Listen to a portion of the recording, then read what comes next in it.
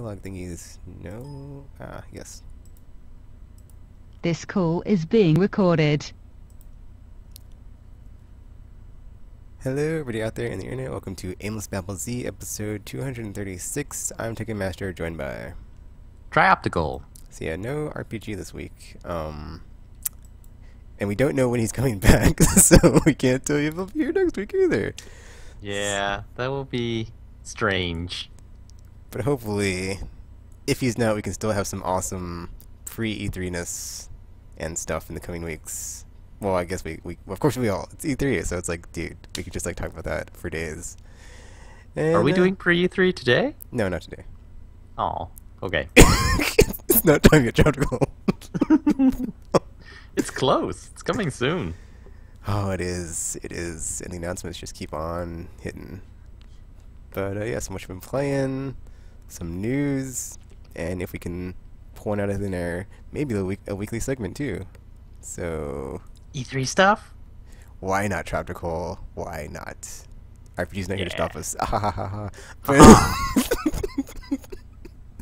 So, who wants to go? Do you want to go first? Whether you've been playing, or do you want me to go?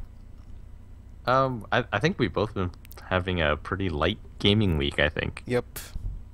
Well, it wasn't light. It was just it was titles over time. I still played them a lot. I just didn't play a lot of games. I played a lot of games, but don't really have anything to say about most of them.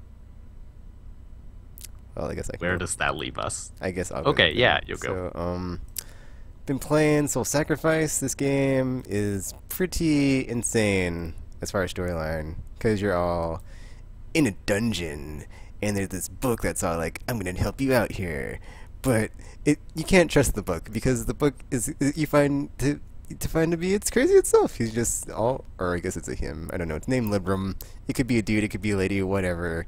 And yeah, the things it tells you is just, it's like, this thing is just weird, and I'm not gonna trust it, and I'm insane for believing this book, and this book is insane, obviously, because it's been here for who knows how long. It keeps reiterating, oh, it's been so many years since Magasar, or whatever his name is, and blah blah blah. Everybody dies anyway. I don't even know why I'm helping you. Blah blah blah. That book's a jerk. And so, you know, you're in the book, and then it's crazy. It's a crazy book with a crazy story, because it's all like, oh man, Tekken, because the name of my character Tekken, stuff happened in the past, and oh, but did it really happen this way or that way? Who knows, because you can influence it and change it at any given time. But then, there's multiple stories of multiple things that went down. It's not just like, oh, here's a story. It's like, nope, here's a story, and then there was this thing where you went to practice your sorcery, and there's stuff that went down here.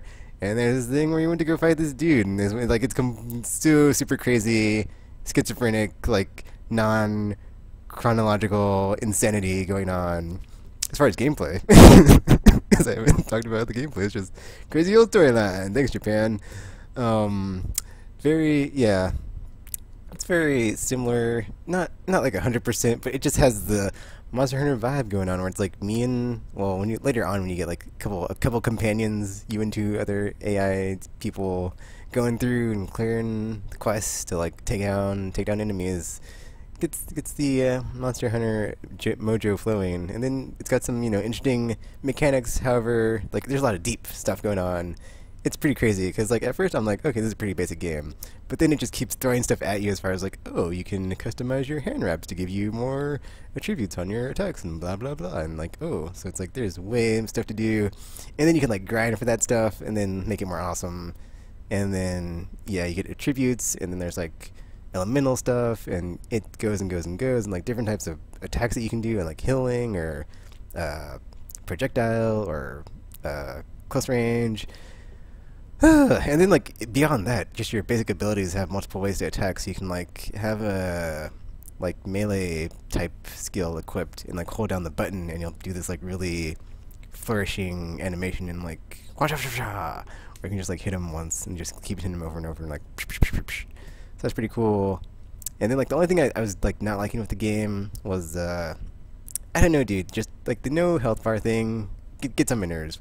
So like after playing this game, as much as I've been playing it for like a week or two, I don't know if I can ever do a Monster Hunter clone. It's just the whole no health bar is just just it's like I need to know if this thing's about to die. It's like it just when you're attacking something and just hitting it with a stick for 20 minutes until it dies. That's not fun. It's like I gotta have some sort of indication of like where we're at here instead of just being like, oh, I'm just grinding through this battle and I have no idea. And, I just yeah, just grinds on me and just drags me down. It's a bummer. But you know, beyond that, I mean, not all the fights are a bummer, but some of them are when the monsters and enemies are just super ridiculous behemoths. Enjoying my time in the crazy land that is Soul Sacrifice. Besides that, I've been playing. Oh, also, I think I got that for free, so thanks, PlayStation Plus. You're awesome. Yay. Mass Effect 3, of course, because, you know, what other game would I be playing that's not a Mass Effect title? So, on my quest for the best, where I'm at. So what happened, it's funny, what happened, funnily enough, is that I went into my settings on my 360 today to like check for some stuff, and then I looked up when my Xbox Live Gold was expiring. And funnily enough, it is August of this year, which is a good thing and a bad thing. It's good because Destiny comes out the next month, which means I can just drop 360 like a brick and let it sink. Never look back. Team PlayStation, yes. However, that only gives me 3 months to get this done. So it's like I'm super close. I'm super close. I can feel it. And I'm almost done with like the non-map stuff, which is like the map stuff is like 100 waves on the second highest difficulty, which is gold, because platinum F that. Oh, it's a grind. It's kind of brutal. I played for 6 hours Tuesday. I was starting to feel burnt out. I was like, dude, this isn't fun. We're in like a split second. I'm starting not to like it. I was like, oh no, this is gonna be the one that gets me, and I'm gonna just never want to play this game again. But I was like, how am I gonna get on PS3 too? No, curses.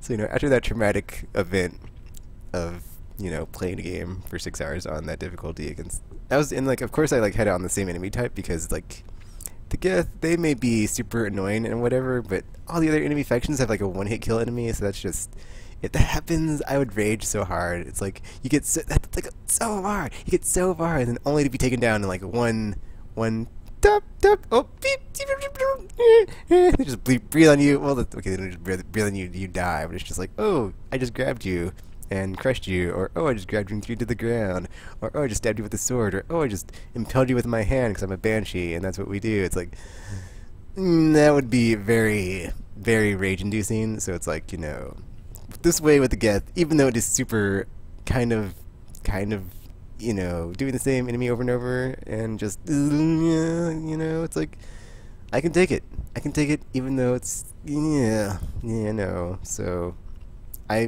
I'm sure this will change me in the coming weeks when you hear me on the podcast talk about this game. I might not be in the highest of spirits. However, once I get it done, I will be so elated and cloud nine. I'll be like, yeah, I did it. Nobody can take this away from me. And, you know, this is one of those achievements in gaming. I will look back on it and be like, yep, quest for the best. Or I'm sorry, best of the best banner, because, you know, how many people have that? Not many, and I'm one of them. So, your face. But, yeah, I've been... Oh, and then, like, you know, because I completely just, like, wow, that's a weird tangent kind of story, but the character I'm using, because I didn't get to talk about what I'm playing, is Krogan Sentinel.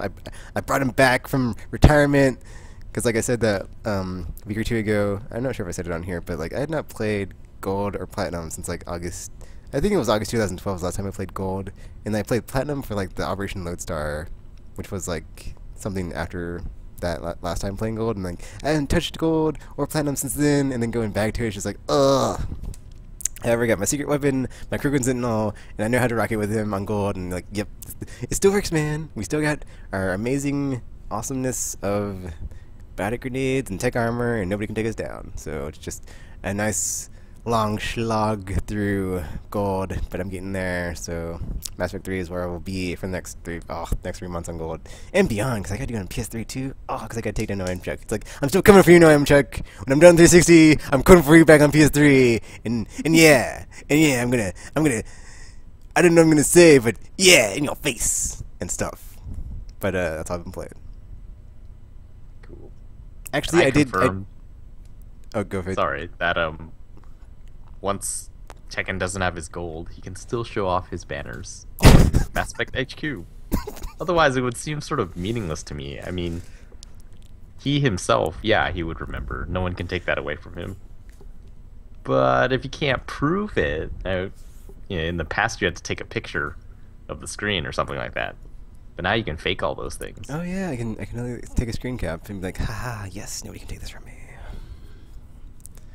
But I was gonna say, what was I gonna say? Wow. Oh, Marvel Heroes. I played that. I somehow was able to get some sort of like promo code through like the email thing I'm on from them. I was hoping it like gave you awesome stuff, but it doesn't. So I was like, oh, so I'm kind of bummed about that. But yeah, that game is still there and exists. So who knows when I'll have the time, never, to go back and play it. So yeah. Have you bought any characters? Nope. Free to play means free to play drop to call, as in not spending any money. I suppose that's true. They will not see a dime from me.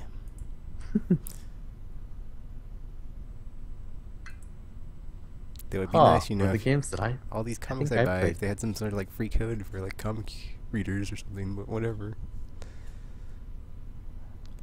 Do they? No, they don't, but it'd be nice if they did. Oh, that would be nice. Anyway,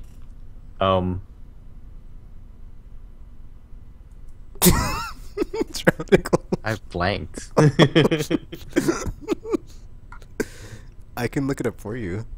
All right, no. I played on Tuesday. I had game night again with Cypher and Dohua, and we played Starcraft 2 this week because Dohua's PS3 is packed and ready to move cross country. And man, it was remedial Starcraft. We haven't played in months. We've been occupied playing Ghosts. So it was pretty brutal. We started off... I like how Blizzard has set up fighting AI in StarCraft 2, because all you have to do is matchmake them. So you just hit matchmake, and it matches to whatever level you've been able to handle about 50% of the time. And then you play whatever level those AI are. And we started, and we were playing 2 elite AI, which is the highest, and 1 very hard, which is the second highest. So I was like, okay, let's see if we can do this. And we could not do it. playing StarCraft is sort of like riding a bike. I was about to say, it's not like riding a bike, is it? Yeah, it's sort of like riding the bike, except that in StarCraft you lose a lot when you haven't ridden in a long time. It's not like riding a bike drop to go. It's sort of like, you know how to ride the bike, you just keep messing up. That's Is not that how how the saying goes? I'm pretty sure you don't get back on the bike after not riding it and just like keep falling off and be like, oh, like every 5 seconds you're like pedaling and then oh wait, no, oh, okay, let me try it again. Let me, okay, I got it this time. And I'm pretty sure that's not how that works, Optical. Anyway.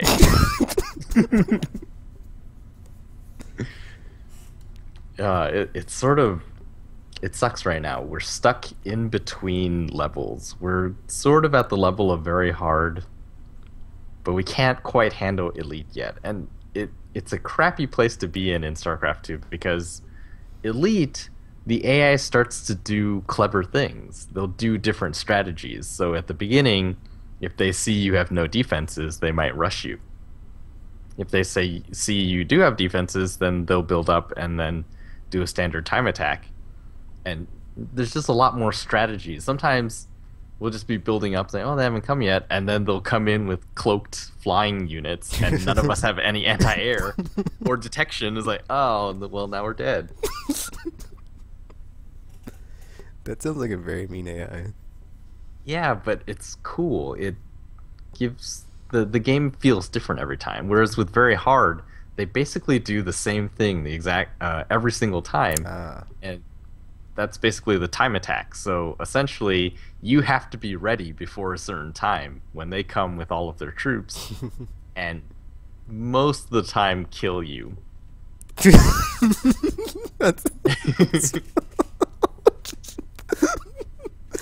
Most which of is the terrible. time. It's like, you know it's coming, you just can't stop it. And like for me, it started getting to the point where I felt like I only know one strategy that will save us at this beginning part. And if we can last through this first attack, then it's no problem. The computer at very hard never seems to adapt. They just decide, oh, we lost all those troops. That's okay. We're building more back here. We'll build up again, and then we'll go hit them again. Same place, and computer just tries to overwhelm you. And it's a computer. It's better at building. It has perfect macro, probably. So you just have to be able to keep up or get your technology high enough that you can just have a few really powerful units and take them out that way. And computer also tends to mine. Well, since they build so perfectly, they don't really have a lot of money stored away. So if I think it's 2 attacks. If they can't kill you in 2 attacks, they sort of starve themselves. And if you haven't died from 2 attacks, you probably have a pretty good army, and you can just sort of mop them up that way. So we're stuck in this place where the strategy is sort of always the same, and you sort of grind your way to elite, but then you get to elite, and it's really hard. They do clever things. I think in StarCraft 2 they still have the unfair advantage where they mine slightly faster than the player, so that the AI has a chance against people who are truly really good. I think my friends and I are only gold level, so 2 away from the top, which is a huge distance in StarCraft rankings. But it was fun. We played several games. I think we lost more than we won. And it does make you feel like, oh, now I want to do better. So I ended up watching StarCraft videos today just to see what the pros are doing. It seems so easy when you're watching them. It's like, oh yeah, that makes sense. That's and then why you try the to do pros try it. to call, they make it look so easy. That's why I'm always like, man, when I'm watching all these fighting game streams, like, man, if I could just know those combos that good, or just, why can I be that good? Yep. Why can I be that good? My execution is terrible. Yeah, in addition to StarCraft, I played a lot of, dabbled in a bunch of games. Transistor I bought, came out yesterday on PlayStation 4. It's a really pretty game, although I wish the camera was a bit closer to the action. I was playing remote play on the Vita, which made everything really, really small. And I sort of have a complaint. I've noticed some games are really thorough, and with remote play, if you hit options and go into control settings, it will actually show you a Vita and shows like, oh, left is aim, right is shoot, and the touchpad is these things do these things, and it just explains everything, going as far as to replace the DualShock 4 graphic and show a Vita graphic and all the button mapping there, and that's really neat. But with, can't remember what other games, so it's gonna seem like I'm picking on Transistor. Supergiant Games, you guys did not do that. You were lazy and you just kept the DualShock 4 stuff in your controller mapping screen, and yeah, patch that. Everyone, I don't know how much effort it takes. I don't think it takes that much effort. I think that's what's so funny about like video games. Is like when you complain about them, it's like, it can't be that hard, can it? Right? Right? Clearly, it's not that hard. They should just be able to just flip a switch and it's just totally fixed. Well, not flip a switch, but put in a different picture and draw the arrows that tell you what each button does, and yeah. It's like meanwhile, the vast majority of people that play games have never made one, so they have absolutely no idea how hard it is when they make those complaints. But clearly, the system itself knows when it's in remote play and when it's not in remote play. Even the PS3, if you tried to access anything that wasn't remote play compatible, it would tell you. So that means that the system knows that it's in remote play. And yeah, just the fact that Killzone, for example, has that feature in the controls, in the control setting screens, is like, that means that it is possible. So Why didn't they do it? It's a minor thing, but oh, I think it was Infamous Second Son actually doesn't have it either. And I thought, what? First party? What? Anyway, It's funny because like I used to not make that expression, and I use it all the time now. I'm like, what? What? What is this? What? I have no idea where I got it from. Yeah, I think I've taken on some of Tekken's mannerisms over time.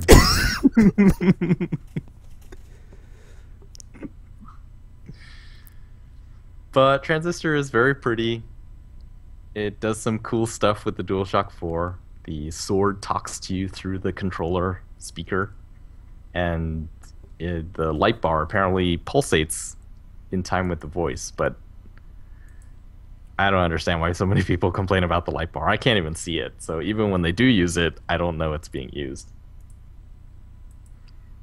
Another game, so Stick It to the Man is the one that I've actually been playing a lot on PS4. That was a free PlayStation Plus game, I think 2 months ago.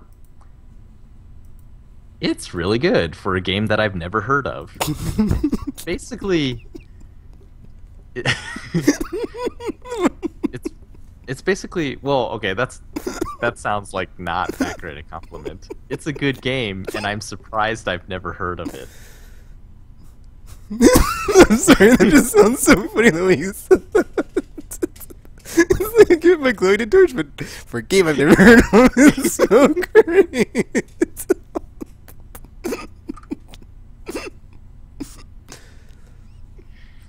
It's basically the exchange stuff with other people quest from Zelda Link's Awakening, the Game Boy version.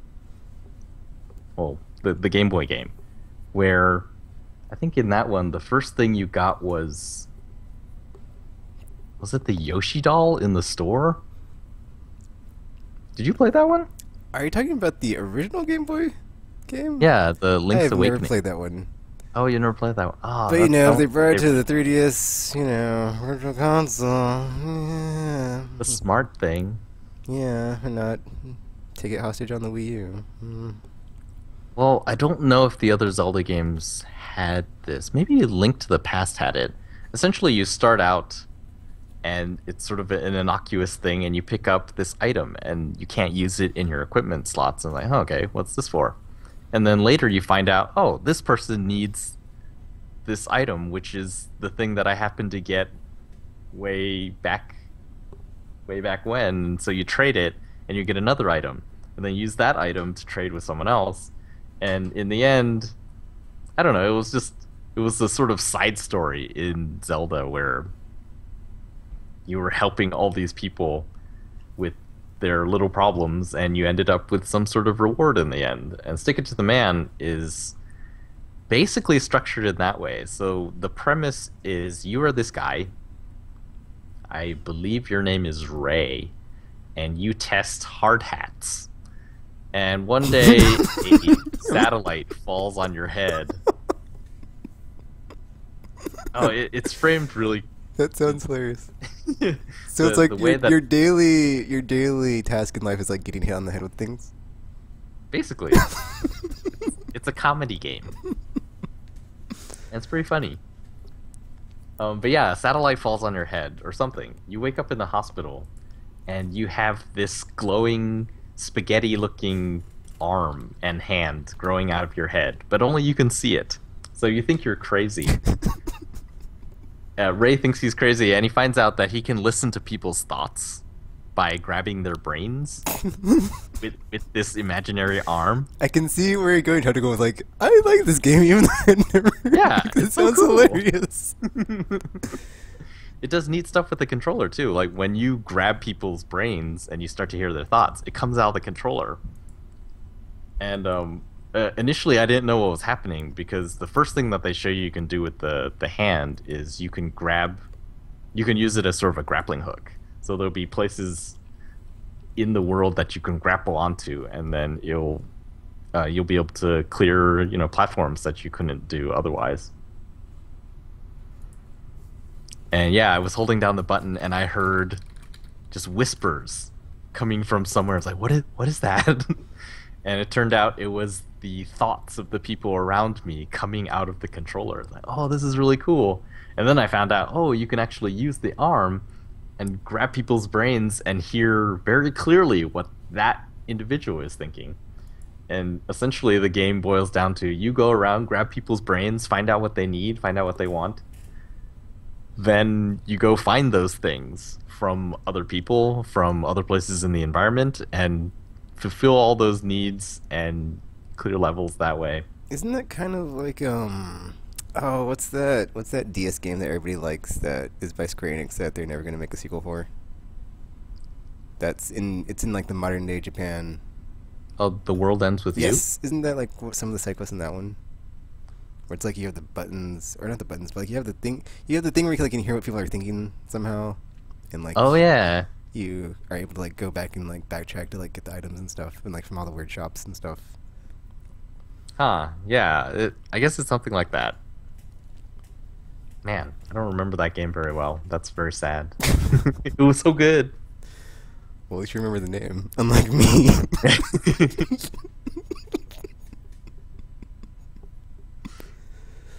I don't know why Stick It to the Man is titled the way it is. It seems like it would be about rebellion and stuff. And I guess you are sort of the antagonist of these guys in suits. So maybe they're the man? They don't seem like the man when I think of the man.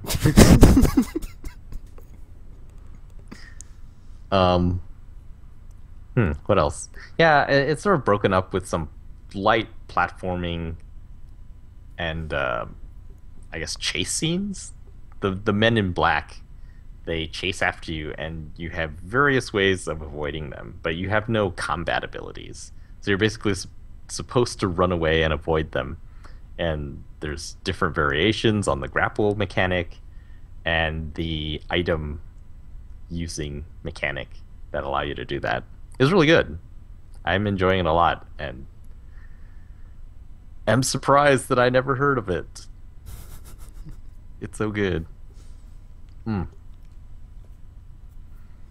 Actually, I'm wondering, like, when was the last time I played a game I'd not heard of and enjoyed it quite a bit? Because I think there's very few games today outside of any space where it's like you just go into it and play it and you're like, oh, I've never heard this one. I guess that's the cool thing about instant game collection or like PlayStation Plus when it's like giving you free stuff, or like indie games anyway. It's just like, oh, you've probably never heard this game. It's awesome. So, Yeah, there was an argument for PlayStation Now not having many AAA games and just having a lot of games that people probably didn't play.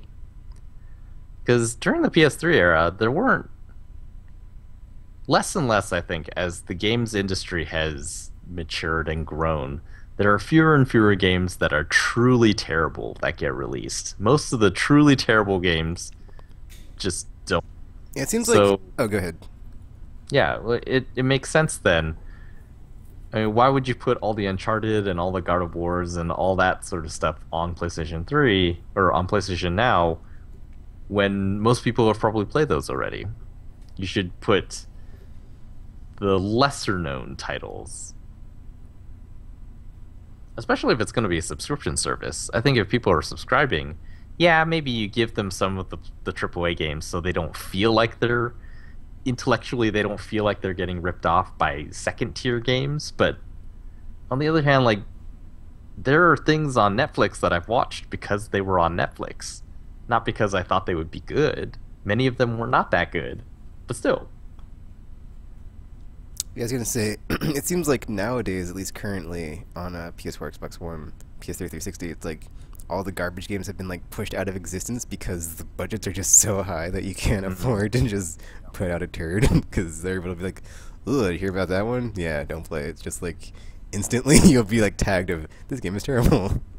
Whereas like for me, it's like Wolfenstein. I wasn't expecting that game to be good, but then like apparently it's not that bad. So it's like, oh, that like surprised me. So I might actually check it out eventually if the price is cheap enough. But yeah, it made me believe again of not terrible games existing. I was like, oh, no way, Wolfenstein. Pfft, there's no way this game can be anything more than shooting dudes. And oh, okay, there's some stealth stuff.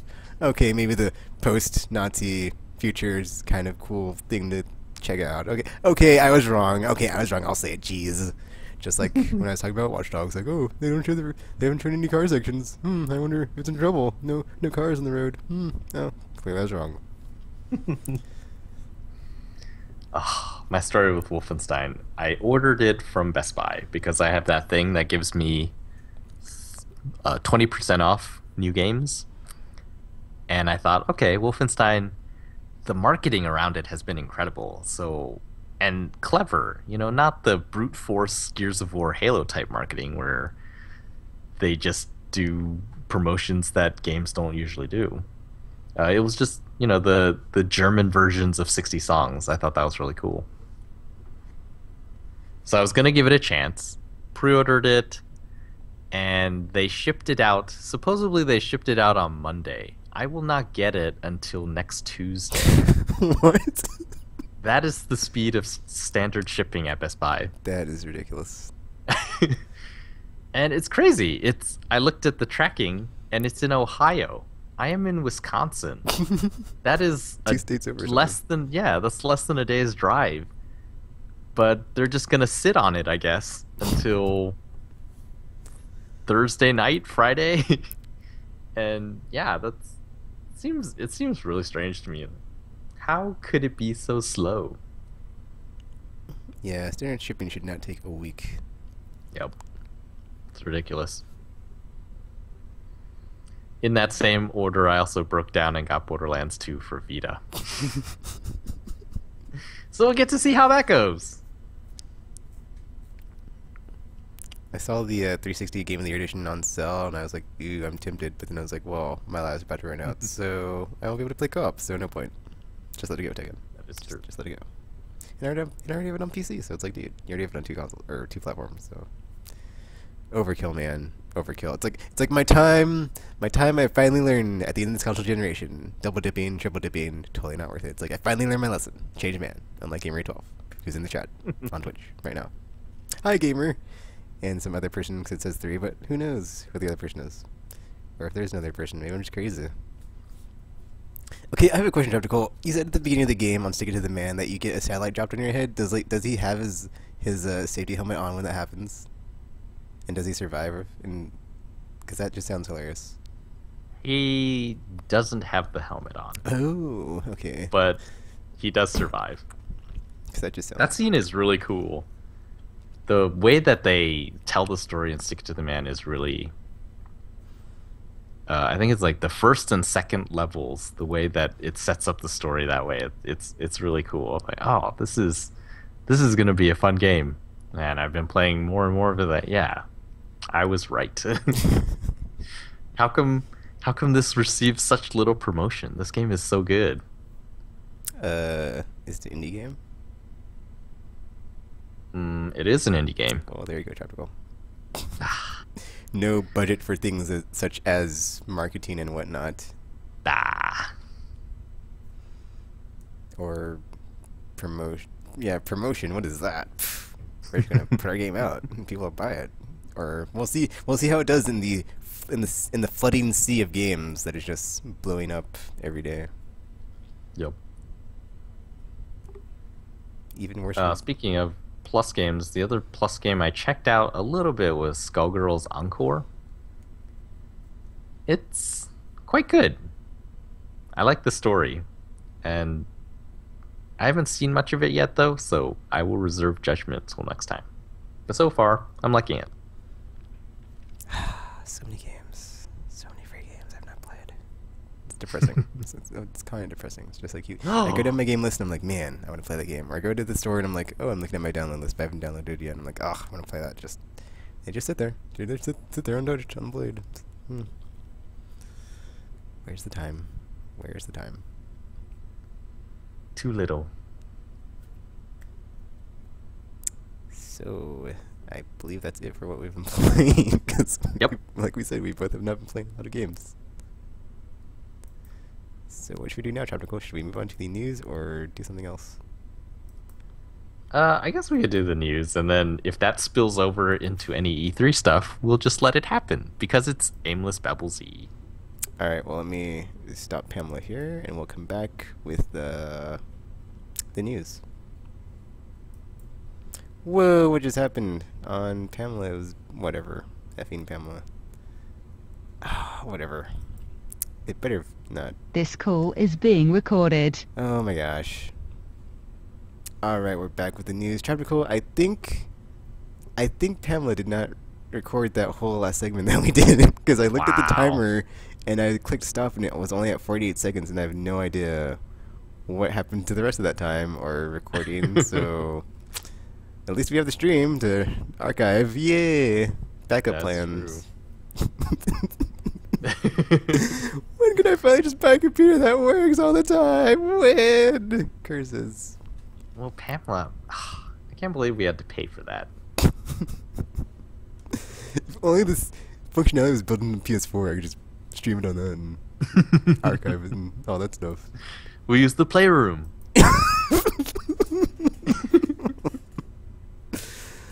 Alright, so, oh man, that's weird. Okay, so it's so weird. I'm like on two computers at the same time. It's kind of confusing. Okay, news time.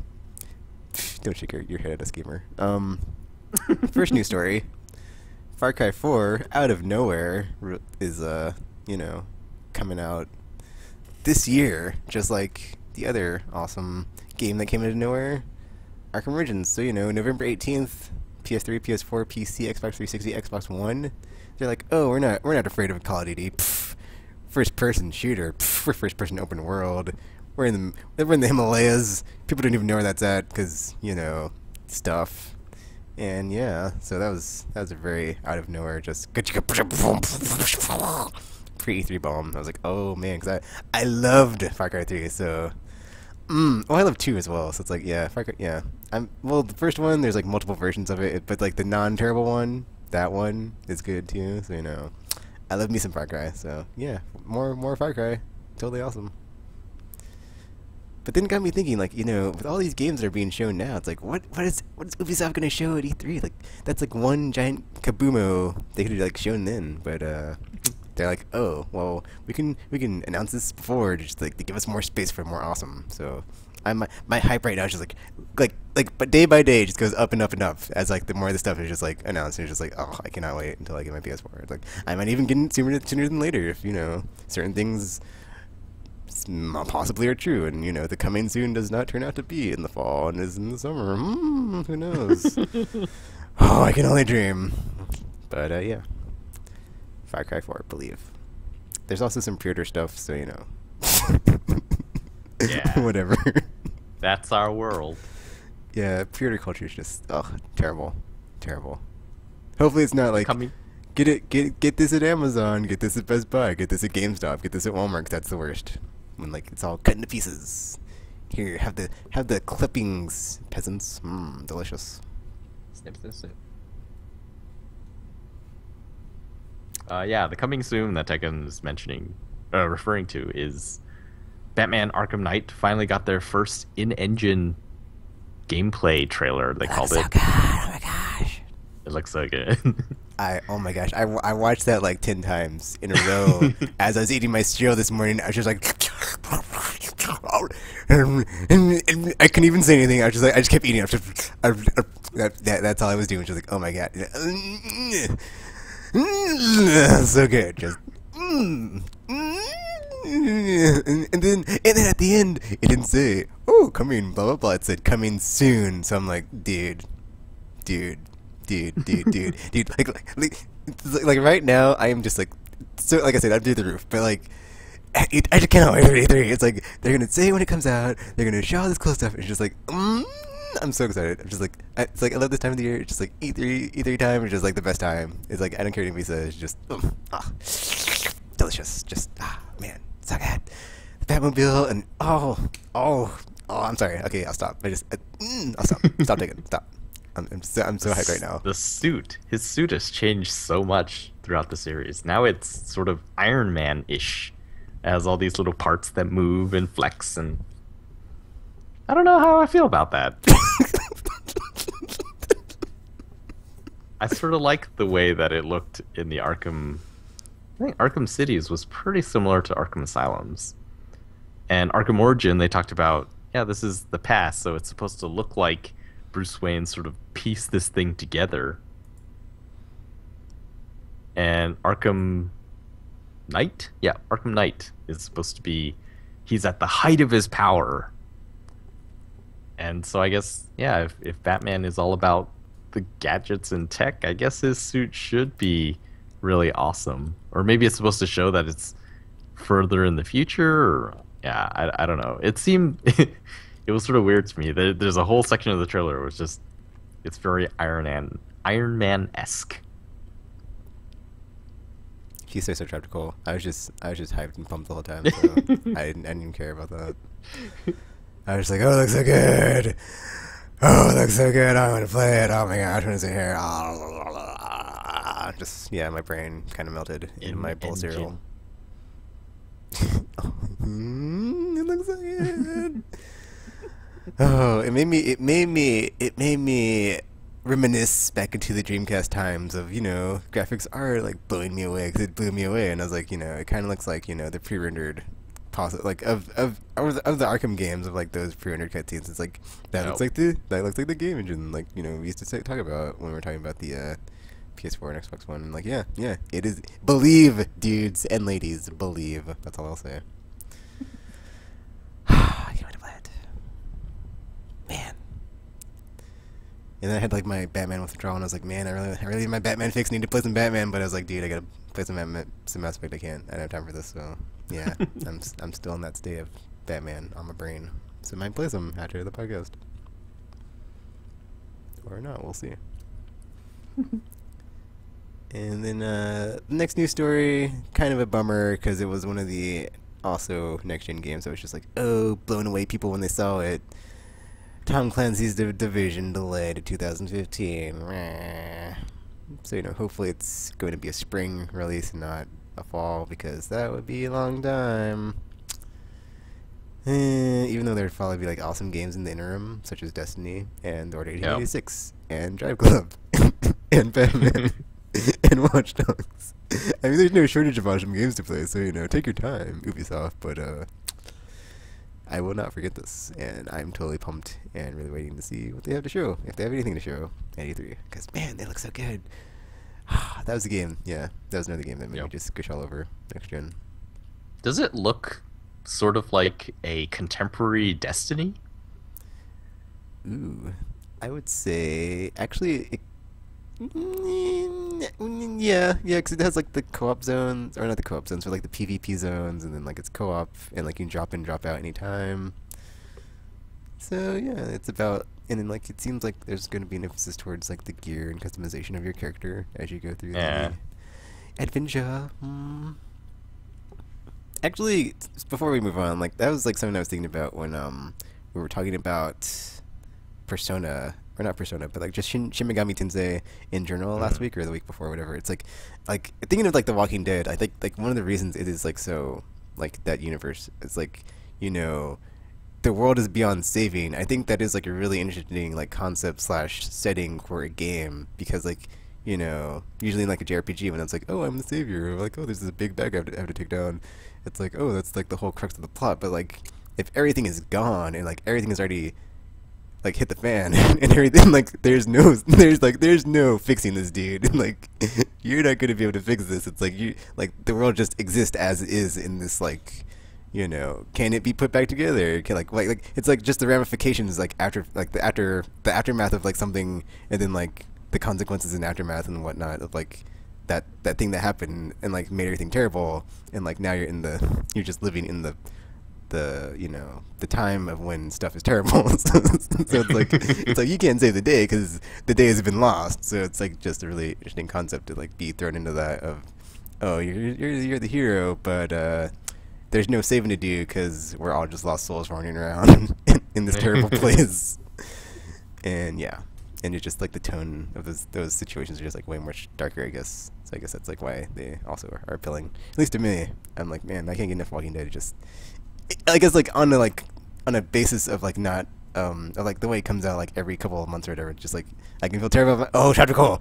We forgot to talk about. Oh, we'll talk about it after, later. Yeah. We totally had our Twitter conversation about what we did at the end. Oh. I still feel like I'm going to hell, but yeah, just that face. That face. Why, Tekken? Why? I was trying to Oh, save you. I was trying to save you. Oh, I felt so bad after that. I was like, man, I need a drink, and I don't even drink. But I was like, oh, just yeah. I was like, man, now I know what that feels like. Because But did you have anything to add to that chapter before we move on to the next news story? Nope. Let's move on. All right. So MPDs for the month came out, and oh, what do you know? PS4 just checking on over Xbox One again. So I'm trying to find. I think it was like 115,000 Xbox Ones in April in the US. So there was more than that of PS4s, but we don't know because Sony won't tell us. So we'll see if the connectless unchaining of that device and the price drop have any effects in I guess June, because that's going to be the first month when it's available, June 9th. We'll have to connect, and people are predicting in May the Xbox One will probably sell even fewer because now people know that there's going to be a quote-unquote price drop coming soon. Why would you buy it before that? It's also interesting because the price drop, it will go live on June 9th, so I'm wondering to see if that like when they have their conference or whatever, if they pull some sort of Xbox 360 Slim model shenanigans like they did in oh, you can go out and buy it today at GameStop of some bundle that has something. It could be it'd be so I'm just extrapolating here, but if there's some unannounced game that they're like, oh, guess what, it's out now. It's like, oh, Microsoft just dropped a bomb. That would be, that's what I want to see, but we'll see. So let's see, what was the software wise? Titanfall sold the best. I don't have any other software stuff besides that on this news story. It's still Titanfall and Call of Duty. Although, apparently, if you separate each game by platform, games like Infamous Second Son and what was the Nintendo game that came out? I'm sorry, Tropical. Who knows? But that one, those Wii would U or have been on 3DS? there too. I can't. I have no idea. Because if it was, was there even a Wii U game that came out last month? I'm like, wait, what are you talking about, Tropical? There's a Wii game that came out? Wasn't there? This is so sad. We're just like, Nintendo, they still make When did games? Donkey Kong come out? Oh, it might have been Donkey Kong. I don't know. I didn't really care, actually, but Yeah, I have no idea. This is why Nintendo doesn't last. It's like, we didn't. Sorry, Nintendo. Yeah. When you're cheap, we will probably buy you. Maybe. Actually, the Hyrule Warriors game, I'm sort of interested in that. Well, have fun with that, Tropical, because I'm not. Alright, and then shortly after wrapping up our Xbox One 80 Disconnected last week, Microsoft was all like, oh, but dudes and ladies, guess what? Halo 5 Guardians coming next year, fall 2015. So I also found this curious, as as we follow games and stuff, you kind of knew they were going to show some Halo something at E3, but I didn't know they'd just, there's a word I'm trying to think of, but telegraph their moves so much to be like, oh, that thing that you probably thought we were going to show at E3, well, we're going to show it now. So now I'm like, okay, well, if they're showing this before their E3 conference, or are they going to show it? It's just all, there's the perfect storm coming together of there could just be some really awesome stuff that I don't even know about from Microsoft, and they can make me really happy. Or it's just by the numbers and same old, and I'm just so we'll see. It's like it could go either way. It could go either way. I'm not getting my hopes too up yet because of the annual Connect train that usually rolls through and derails that train of thought really fast. So good luck with that. So I'm thinking, who does Microsoft need to sell to now? They don't need to sell to their fans because their fans already have Xbox Ones and they bought it with Kinect and they just bought into all of that stuff. So the people that they want to get are the people like Tekken, like you. So I'm thinking, what do they need to excite Tekken? And if they had shown, for example, the price drop thing, I think it's the same mentality where if the price drop was announced at E3, that would have dominated the conversation. And then, in the end, you would look back on it and say, Microsoft's E3 press conference, they basically played catch up. So now Xbox Live Gold is basically like PlayStation Plus, and now they're the same price, and they took out the camera and all that stuff. So now they're on par. They didn't make any strides. They just climbed out of their hole. And I think the same thing applies to Halo 5. If they had announced Halo 5 at E3, it would have been sort of the same thing. Like, okay, Microsoft went on stage and they showed us basically exactly what we expected. Halo 5, Call of Duty, Gears of War. That's not exciting anymore. I think they're maybe I'm giving them credit here. I think they're playing it smart. They looked at the past few E3s, and Phil Spencer, he's supposed to be a gamer, right? So he should be excited in the way that we're excited. They looked at the past E3s. What were the exciting games from the past few E3s? Watch Dogs. Why was Watch Dogs exciting? Came out of nowhere. No one expected something like that, and it helped that it looked phenomenal. Well, we assume everything's going to look phenomenal on next gen now. Last year, I think The Order was the most exciting thing from PlayStation, right? Yeah. Also, completely out of left field. No one expected it. So, if they're being smart, I think Microsoft is planning to have a lot of as many surprises as they can, and sort of avoid having to rely, maybe it's true that they have to rely on their core franchises, but for the E3 show, for the E3 press conference, I think they want to be in the conversation. So they got to do really exciting stuff. And Halo 5 is not exciting stuff. One, it's Halo, which we all expect, and it's not even coming out this year. It's coming out next year. 18 months away. So that's why I think Halo 5 has been announced already. And part of the announcement, they talked about how our journey is going to begin this year towards Halo 5. And so there's a rumor that the Halo 2 Anniversary Collection is not just Halo 2, it's going to be Halo the Master Chief Collection. So collect Halo 1 through 4 for Xbox One so that you can, I don't know, catch up story-wise and be ready for Halo 5 next year. Would that be an exciting announcement? A bit more, since it will probably come out this year, so it's not this huge wait. But on the other hand, it's more Halo, Xbox with Halo. Yay. That's the thing, though, is like they're not going to excite people like me with the announcement about like with Halo, because it's like if I'm already a fan of the brand, like I would have already already expect that and like to be happy about something like that from Microsoft. It's like that's not something I've ever been a fan of, so it's not gonna grab me like it will other people. Yeah. So I think it's gonna be surprises. Hopefully. I think that would be the best way to win quote unquote E3. Surprises. Yes, surprises. Far Cry 4, that was a surprise. Yes. I mean, yeah, we had like leak details, but dude, it's like confirmed now. So I'm like, yes, this year. That's the other thing. Is like not just like stuff that you don't know about, like stuff you don't know about this year. Even though it's getting really crowded already, so I'm kind of like, it wouldn't be so bad if it was next year, next fall, because it's kind of getting crazier this year with all the games coming out, and I need time to play Destiny and crack out on it. That'd be nice.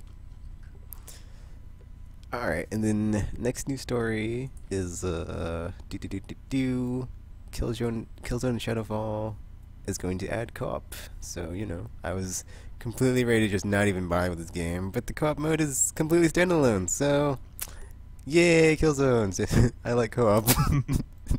And I'm gonna get a PS4 eventually, so that's right up my alley, and I hope it's fun. Even if I did skip over 3, because I heard bad things about it. But hey, forgive and forget, right? Right? Yeah. Yeah. and that will be coming out in June.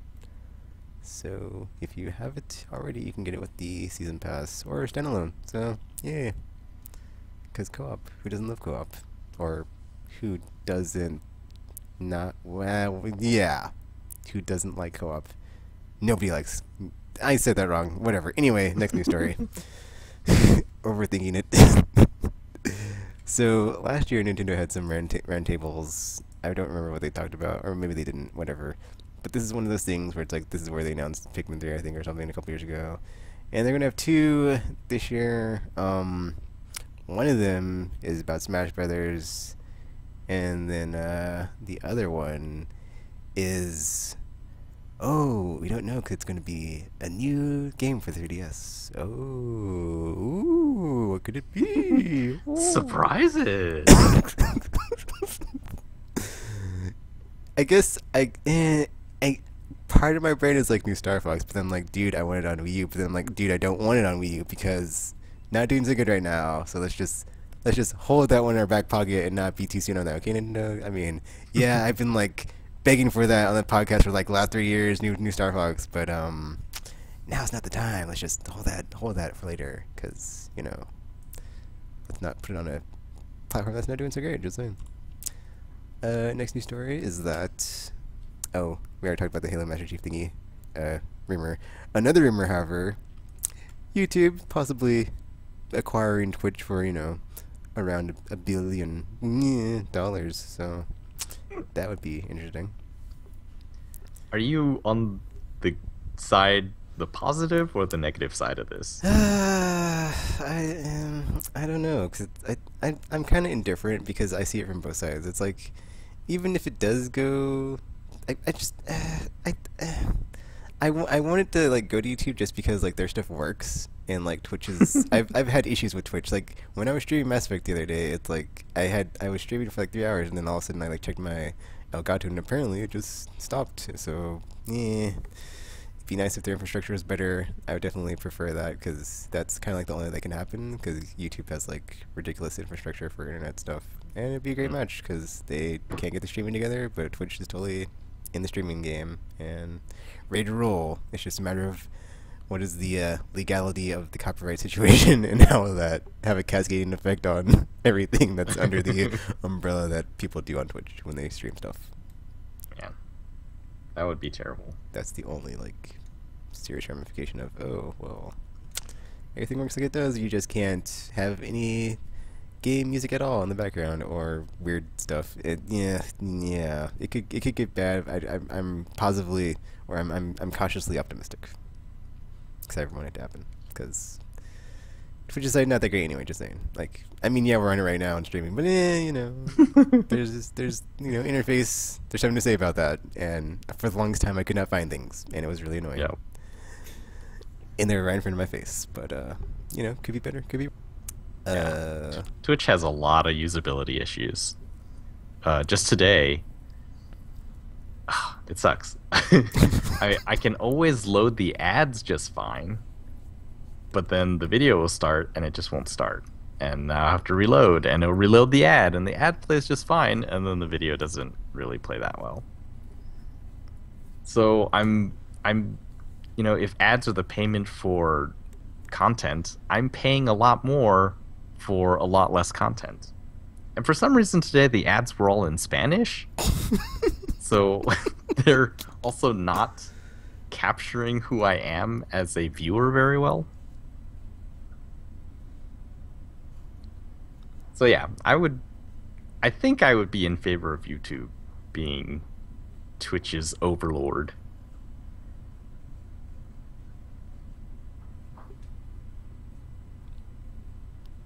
Me too. Also, I'm glad, they didn't get snatched up by somebody else, because, I mean, there's a lot of worse people out there besides YouTube that could have been like, oh, we own Twitch now. Ugh, yeah. Apparently Microsoft Yeah, I wanted to saw own that, and I Twitch. was like, ugh. No. That would be not good. The weird thing is, people have been clamoring for a YouTube app on PlayStation 4. They don't understand why there isn't one. And I think the reason is, it's sort of weird. but there is no YouTube app for PC. And that might be why there isn't one yet for PS4, because they're so similar to PCs now. I mean, you can get it on Ouya, and tablets all have them because those are all Android, and they made a YouTube app for Android, but they've never made one for PC because the browser has always worked just fine. So maybe they don't want to put the effort in to make one for PC. Yeah, it's a weird situation. Like, wow, PC has always been sort of the default development platform, except for web stuff, because they've just been making web versions, and now there is no native PC app, so they can't really easily port one over to PS4.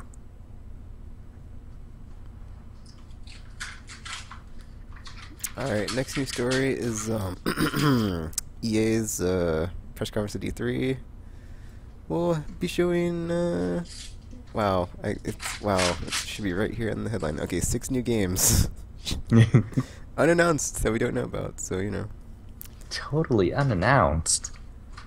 That's whereas Ubisoft is like, oh hey, here's Far Cry 4, even though we kind of leaked it.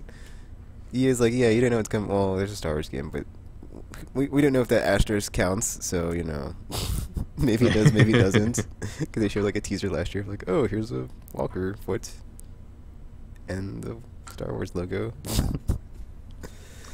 So Mirror's Edge 2 doesn't count then. I do not believe it does. Oh. That's a good thing, I guess that Tactical, doesn't 'cause mean we're not means- going to see it. Oh yeah. It's just a unannounced game. So maybe the aiming heading Star Wars game? That'd be cool. I don't think that one's Battlefront. That'd be cool. Who knows? Even more stuff to be excited about. Could they be bringing back something old? Like, oh, I don't know, a new Command and Conquer game, or a new. So many places to go with EA, because they have so many properties, but they never use them. So, who knows? Who knows? Next news story is oh, this is the last one actually. So Alienware is all like, so yeah, the Steam machine we're working on, it'll be the least profitable that we've ever made, like ever. So if it's so That's not hard though. So now I'm hoping, you know, if it's not terribly profitable, maybe that means it's really cheap, i.e. $400. Because I wouldn't mind a cheap, easy fix for an upgrade on my gaming PC compared to all the crap I have to go through now. If I just want to order parts and unscrew some Phillips head screws and slide in some stuff and then be like, oh, I hope it works. Oh, I hope my power supply can take it. Oh, I hope, you know, it's just... I want the Steam Machine feature so badly for PC gaming, because I just want it to be so much easier. Just slide, you know, just plug in cables here, push a button here, and bada bing, bada boom, you're done. So we'll see. Did you know that in-home streaming for Steam has been released? I did not know that. Apparently it has. I haven't tried it, but now, theoretically, your awesome PC, if it's signed into the same Steam account as another PC, your awesome PC can stream awesome quality games to all your weaker screens. Oh, okay, wait. I did see the story. I didn't read it though. I did see I did see it was available. I thought you meant not like the streaming from your PC to PC, but like broadcasting to like other people. Ah. Well, that would be nice, but I don't think they have anything like that yet. Yeah, the reaction to Alienware saying that, essentially demonstrating that they're not super enthusiastic about Steam machines, it puts a damper on Steam machines. A lot of people, first of all, a lot of PC gamers don't really understand why Steam machines even need to exist.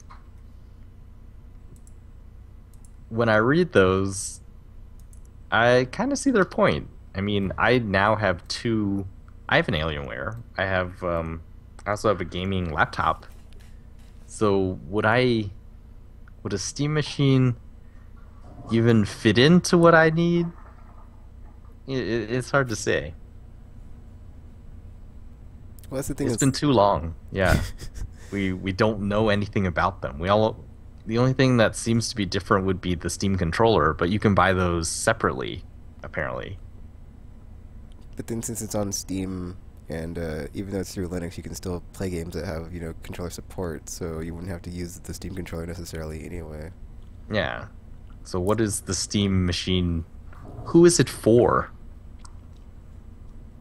And Alienware, coming out and being unenthused about it, it feels like they're not really sure. Like, why should we make these when we can make so much more money Yeah. on our regular gaming PCs? That was really annoying. It's like, why sell these for cheap when our others we sell for astronomical and people still buy them? Money, haha, yes. Yeah, jerks.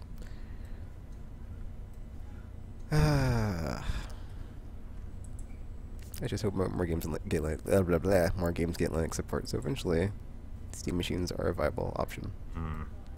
You think they'll be at E3? I hope so. That's Would be nice to know more. One of my hopes. After last year, I was like, oh man, or was it last year at E3 or was it CS this year? Because I keep forgetting when they showed those. CES was the first time we saw prototype Steam machines. Okay. So that was January. They announced them. Oh, I think it was after E3 last year Okay. when Steam machines were announced. I would hope there'd be something to show then, because, man, it's like it's like if this doesn't happen, then I might just have to like stop PC gaming until for a while, because gaming PCs are not cheap, and I'm kind of sick of buying them. And then I have like a backup PC to my current one, and it's like I just don't have the space. They're like even more ginormous than Xbox Ones. That's the problem. They're like towers of computing devices or computing power, and then yeah, they're just not an ergonomical fit into a setup if you have no furniture. Like They're not even really. They're not as convenient anymore with the share button thing. And yes, Nvidia is doing some stuff that will allow sort of share button like features. But you have to buy that. You have to buy a really good Nvidia card to do that stuff. And even then So you have many to, like, more edit it after the conveniences. fact. So Yeah. oh man, that Walking Dead video I made was like 90 minutes of 1080p video. It's like, oh, why am I doing this? Why am I doing this? Which is why I'm glad I had two computers at the time, because I was like, well, this one will just be the workhorse, and then I can use the internet on the other one. So yeah. Otherwise, I'd have been like, well, I have no use of my computer for the next 6 hours while this video renders, so I'll just go watch a couple of 6-hour movie. I'll watch 2/3 of the Lord of the Rings trilogy, because nothing to do for the next 6 hours. Unless I can play something on my console, but yeah, what? There's no fun in that when I can't capture video or stream it. Yeah, so yeah. And then you post-streaming world we live in. It's like I must always be streaming and broadcasting what I played, or it's less fun for me. Even if it wasn't in years past, that's just the way it is now. It's a strange time we live in. Yes, it is. And there's also some stuff about the ZeniMax Oculus lawsuit, which is ridiculous. But I'm rooting for Oculus in this one. I think ZeniMax, they had a chance to make some money and they didn't get it. Now they're like, Carmack got away. We must, we're not gonna let them make any money off that money we could have made. We're summon the lawyers. The VR thing, it's gotten me thinking a lot recently. I met a guy at the Midwest Gaming Classic. He's part of a company that's basically they want to be the first virtual reality company. They want to build these immersion rigs, VR immersion rigs, which are basically chairs that you can spin around in and are attached to $1,200 tablets that can run really awesome games and funnel those into Oculus Rift headsets. And just with all this stuff, like there was an announcement this week where Chuck E. Cheese's Oh yeah, that was in the news. would have like a 6-month or 6-week trial program with Oculus Rift. And I started thinking about Galactivision, which is the company's name. I was like, oh, Chuck E. Cheese is huge and established and everywhere. How does a small startup company compete with something like that?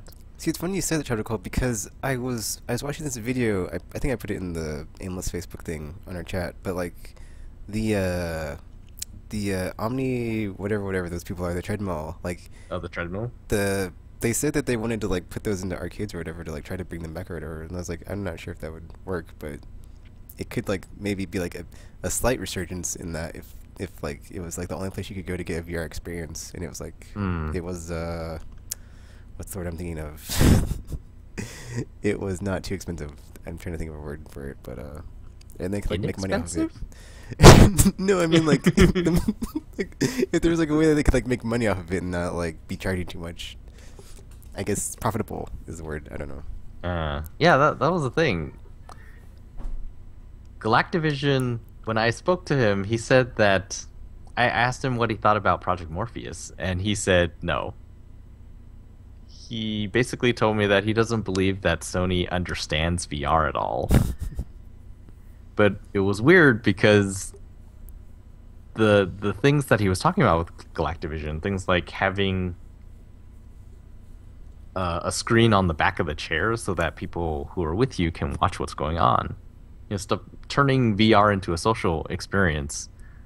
That sort of stuff is what Sony's been talking about with Project Morpheus. And so I was like, okay, well that's kind of weird. His main gripe was that Morpheus's field of view is smaller. But, we don't even know if that's a fair comparison yet, since there is no terminology for any of these types of measurements. Like the Anton, whatever his name is, the guy who's researcher at Sony R&D doing the Oculus or Morpheus stuff, he gave a very specific spec for that field of view, how far it is from your eye, the type of optics. It's like, that's what we refer to when we talk about this field of view. And it's like, I don't know what the equivalent is on the Oculus Rift. But yeah, I just started thinking about it like, well, Chuck E. Cheese is doing this sort of thing, and you're using Razer. What are they called? Razer Edges. It's that gaming tablet that Razer released, and those are expensive. And it just seems to me like you're gonna spend a lot of money building these things. And initially before Facebook bought Oculus, maybe they were sort of a startup and you're a startup and there's better connections there. But now Oculus is Facebook, and so are they going to look at Galactivision and be like, well, you're just trying to ride on our coattails, so we're not going to help you anymore?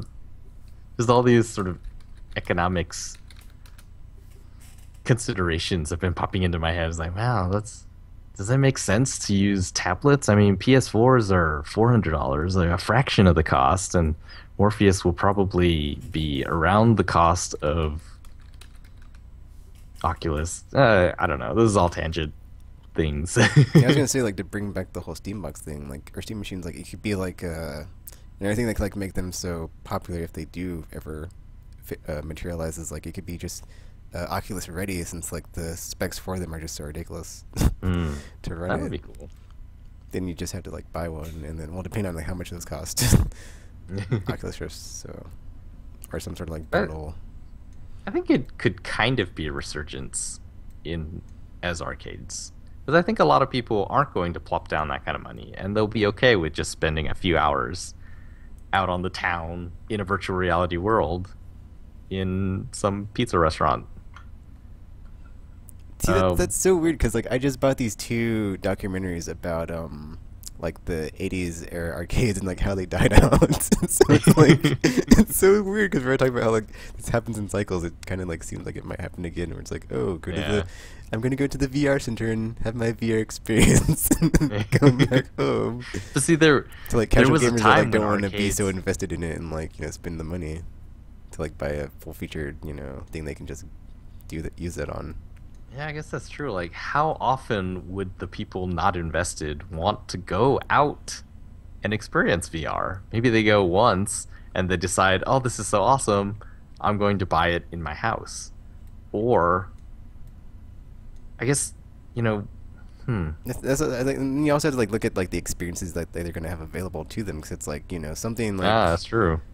like because like arcade stuff back in the day was all like score based and challenge based, so therefore that's why it was always bringing people in to like try to Yeah, keep playing and like get a better score or get a better time or whatever. Whereas like VR stuff is more experiential, so it's like an experience that you have, so it's not really the same as it was before, where it's like, oh, man, yeah.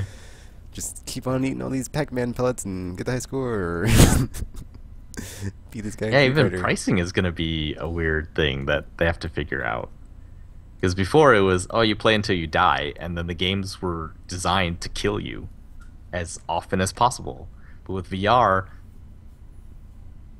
I don't know, if you died every 10 minutes, would you really want to spend money over and over again? Or would you suddenly feel like the economics of this don't make sense to me anymore? Yeah, I should just buy one at home. yeah, that, and like not every VR experience would be able to be mapped to that economic Yeah, it's model. like there might not be dying. What if it's like Gone Home? You play Gone Home in VR.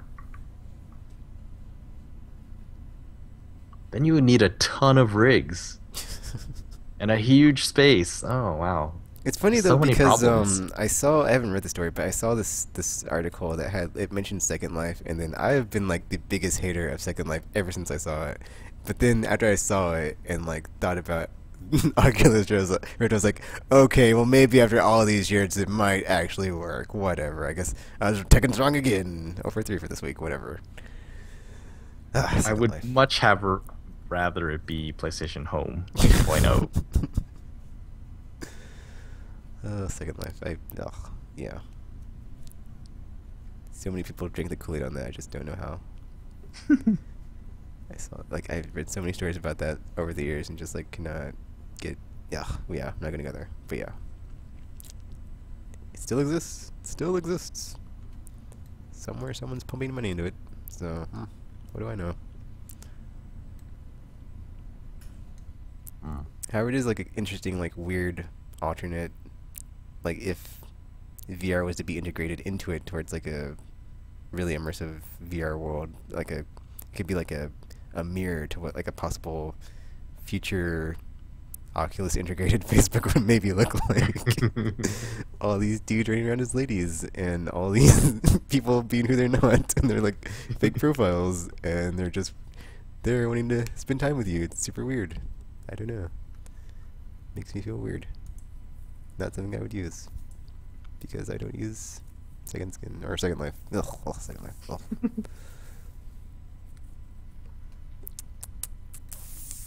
So we're out of news? Yep, we're out of news. All right. Well, I wanted to do E3 stuff, but we sort of touched upon the things that were most pressing in my mind. Why all these games are being announced before E3. Yeah, I think it's for the surprise factor. That's what E3 is now. It is a show. Maybe there's business stuff that happens in the background, but just look at how many places stream the event now versus how many streamed them in the past. Yeah, it's like we talked about. I think it was last year, or sometime in the past. But like you said, it's all spectacle. It is all spectacle. That's all I want to Yeah. see. It's just hype and speculation. I am fine with that. You know, these companies have a lot of money and they want to promote their products, so it's win-win. We get hyped, they get people hyped, and hopefully buy their products. I understand hype. There's absolutely no substance going on at E3. All these companies spend millions of dollars and there's no return. Oh. That was like an argument made back in the day when like there's a bunch of publishers revolting and like not going there, and then it was like that one year in the hangar, wherever it was, No. and it was like a shell of itself, and everybody's like, Boring year. E3's going to die, man. What's up? What's going to happen? Oh no. But yeah, well, I guess how many weeks are we away from now? 2, 3.5, 2.5, 2.5. 2.5. So pretty soon. I think it's interesting to look at where the consoles are now, going into E3, And then next time, then we look at what we think is going to happen at E3. And then E3 happens, and we get to see if we were right or not. Because I think right now it's interesting how Microsoft is pushing out a lot of patches, like monthly patches to the Xbox One. The latest one is going to have external storage, real name IDs, some other stuff. Didn't they also added the Skype snapping with game support or something? Ah, yeah. So it seems like both sides, both Sony and Microsoft, are adding on not really the finishing touches, but they're bringing the consoles much closer to what they showed us initially. So Skype chat, I thought that was there since launch, or not Skype chat, snapping of Skype chat. I thought that was available since day one, but Gamer was like, nope, you can't do it. Well, they just added that, so now you can do it. PlayStation, they talked about drawing a blank. Well, like the removal of the HDCP option. Yeah, that. They talked about that, and that's already available now. So going into E3, I think both of them have they're working hard, it seems, to get all of their promises fulfilled before stepping into E3. And then, that's a good thing. If they've done that, then they can move on to new stuff at E3 and not have to answer questions about The Last Guardian. Like, where's The Last Guardian? I don't think they're going to be able to solve that one pre-E3. But they've done a lot, and I think Sony, with PlayStation Now launching in the summer, that's also another big part of the PlayStation. Some stuff that hasn't arrived yet on PlayStation, the standby mode, in which you could just like the Vita, push the power button, it turns off, push the power button again, turns on, and you're exactly where you left your console. Mid-game even. That feature has not panned out yet. Oh, Tropical. Return 5 console shipping this week. Oh, no way. Yep. Really? Yep. It says That's it news. was, Good thing we're still here. May 22nd for $140, according to IGN. Wow. They're going to be at E3. I thought that being at E3, they're going to be like, oh, now we're going to announce our release date. Since they missed the one that we thought they had given us. I just think you had like the funniest story for that when you're like, I went to this room and there's this thing there. I was like, what's this? It's a magical experience. It was Tropical awesome. got to go behind the curtain. The problem, I would get one, but the problem is I don't have any of my cartridges. So there would be no point. I would have to find places to buy cartridges, and that's a hassle. Like, forget it. Plus, I have like 150 PS2 games that I still need to record stuff on. Yeah, I think I'm good on the Retron 5 for now. I am excited, but not that excited. Yeah, speaking of retro stuff, it's funny like watching those documentaries about arcade games. It totally seemed like you were right as far as like when we were talking about the crash or the possible second crash of the current gen consoles or whatever. Of like, even if the stuff does die off, there will still be people that will try to either preserve it or make their own stuff. Because it was so cool. There's like people that make like custom arcade parts or whatever. So like if your cabinet breaks, you can just buy them from whoever makes them and then slap it on your existing cabinet. It'll be just like new, like the marquee or the other wooden pieces or whatever parts. I met some of those people too. I saw their garage sale stuff at Midwest Gaming Classic. They had buttons and the stuff that goes behind the buttons and joysticks and yeah, the machine art, and it's crazy.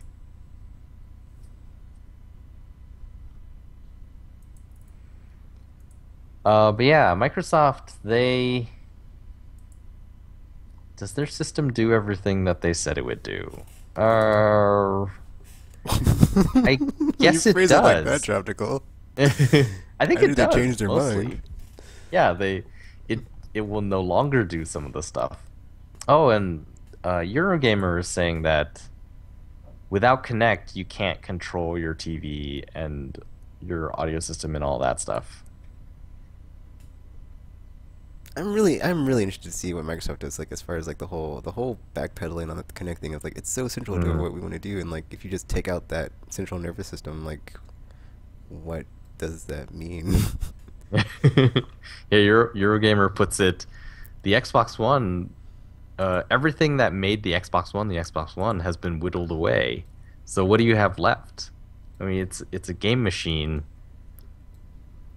Cynically, I think Forbes was writing it. It's like, cynically, the Xbox One is now just a PlayStation 4. They neglect to mention though that it is a less powerful PlayStation 4. Yeah, a lot of people, when they say that Xbox has better games right now, they forget the fact that the highest rated games so far on both systems are the multi-platform games. So I think Rise and Dead Rising did get higher ratings than Knack and Killzone, but none of them got higher ratings than Battlefield 4 or Assassin's Creed 4, which are on both systems and they run better on PS4. Well, it's a launch title, so I don't expect those to be like the best of the Yeah, games precisely. that demonstrate what is capable on next-gen consoles. So And it is demonstrating though that PlayStation 4 does have more games. Everyone thought Xbox would have more games. Or I guess not everyone. The faithful thought that their system would have more games, but they were wrong.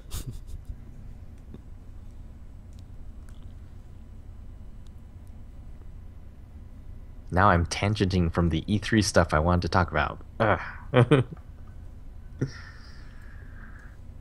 And now I can't remember what the E3 stuff I want to talk about. But yeah, looking at it going into E3, this is the state of the consoles. Microsoft has backpedaled on a lot of stuff, so basically we don't know what the Xbox One is anymore. PlayStation, they've been working hard, it seems, to get everything ready so that a lot of the stuff that they've mentioned before about the PlayStation 4 will already exist on the PlayStation 4 by the time we go into E3. It was announced this week, though it got delayed, but the PlayStation Now beta was opened on the PlayStation 4 system.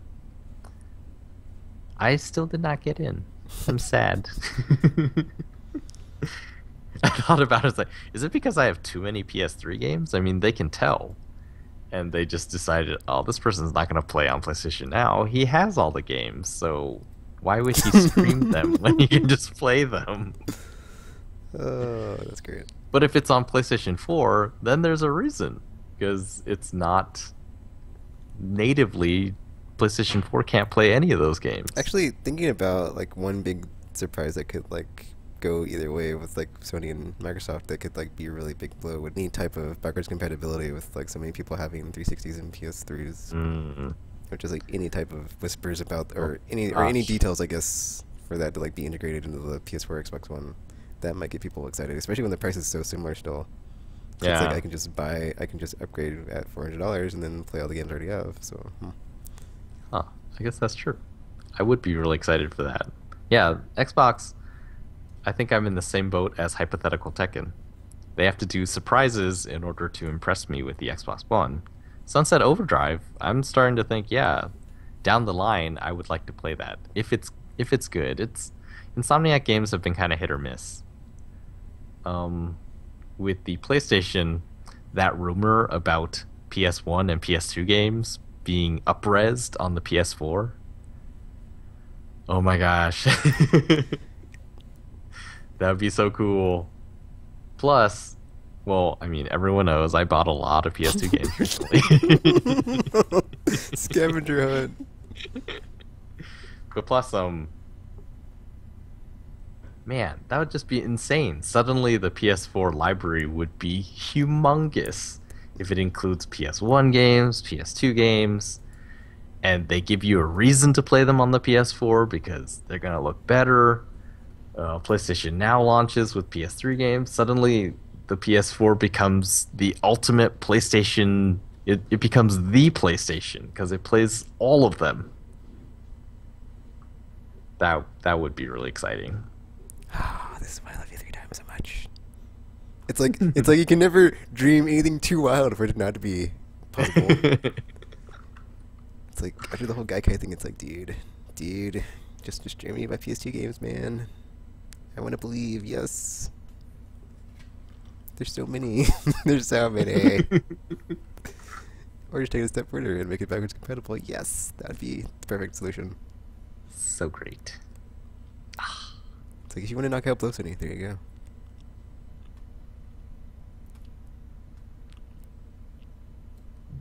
It's gonna be interesting. The faces of both companies have changed since we last saw them. Ah, no more Jack Tritton. He was such an awesome guy. Who's it gonna be? Do we know? Oh yeah, we do know. It's that guy. I don't remember his name.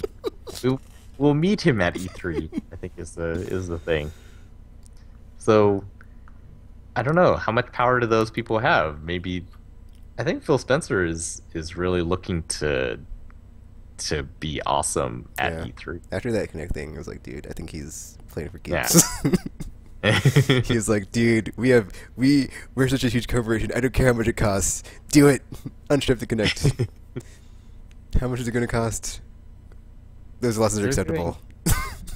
Do it. You know, I have to believe that the announcement of the unbundling and the announcement of Halo 5 and Sunset Overdrive and apparently Quantum Break videos and stuff, those are coming out pretty soon. I have to believe that Phil Spencer is behind all that. Because, yeah, they're going to really put on a show at E3. And if Sony is smart, they know that. So it is going to be crazy that day. We're going to sit in front of our computers and, yeah, technigasm.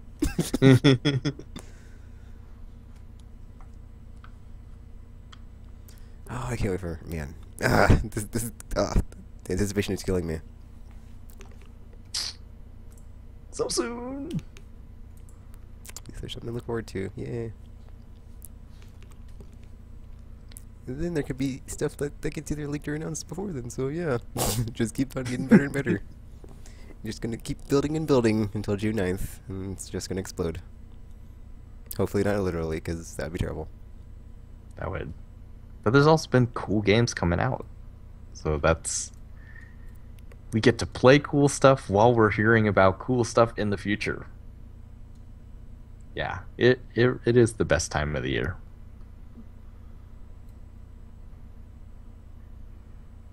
All right. I think we can wrap up. Alrighty. So, that is it for this episode. Check us out on YouTube, Facebook, Twitter, Twitch, wherever else on the internet and stuff. Aimlesspodcast.com. You have no idea when RPG will be back, so you know.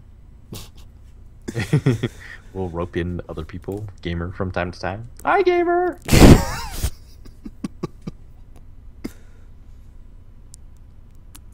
Alright, so yeah, that's it for this episode of Aimless Babble Z. Will RPG be back next week? Will there be more crazy pre-3 announcements?